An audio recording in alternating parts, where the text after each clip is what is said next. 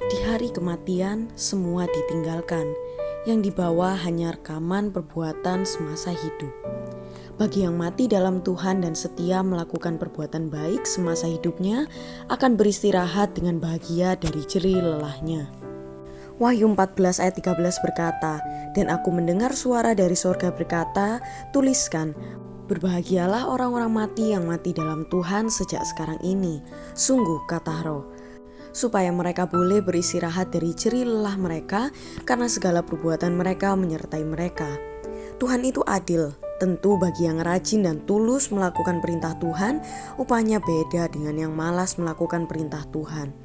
Matius 5 ayat 19 berkata, "Karena itu siapa yang meniadakan salah satu perintah hukum Taurat sekalipun yang paling kecil dan mengajarkannya kedemikian kepada orang lain, ia akan menduduki tempat yang paling rendah di dalam kerajaan surga.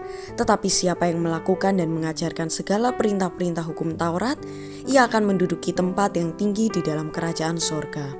Setiap perkataan dan perbuatan kita berdampak pada orang-orang di sekitar kita. Semua itu diperhitungkan ketika kita meninggalkan dunia ini. Melakukan yang baik ketika hidup di dunia adalah menabung di surga.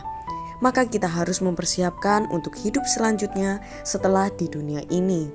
Matius 6 ayat 20 berkata, "Tetapi kumpulkanlah bagimu harta di sorga.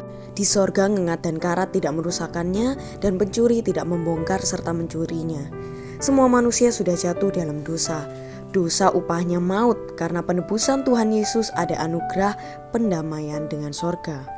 Apabila anugerah pendamaian dengan sorga oleh penebusan Tuhan Yesus diabaikan dan tetap hidup dalam dosa, penebusan itu tidak berlaku lagi. Ibrani 10 ayat 26 berkata, "Sebab jika kita sengaja berbuat dosa sesudah memperoleh pengetahuan tentang kebenaran, maka tidak ada lagi korban untuk menghapus dosa itu." Tuhan itu Maha Pengasih, tetapi bila tetap sengaja mempermainkan Tuhan, apa yang ditabur akan dituai. Galatia 6 ayat 7 berkata, "Jangan sesat, Allah tidak membiarkan dirinya dipermainkan, karena apa yang ditabur orang itu juga yang akan dituainya." Hukum tabur tuai tetap berlaku meskipun sorga sudah dibuka oleh penebusan Tuhan Yesus. Tuaian perbuatan bisa diterima di dunia ini maupun di sorga. Bersungguh-sungguh melakukan perintah Tuhan dalam bersekutu dengan Tuhan, jerih payah kita tidak sia-sia. Tetap semangat, tiap hari adalah kesempatan menabur perbuatan baik. Akan tiba waktunya tidak lagi ada waktu.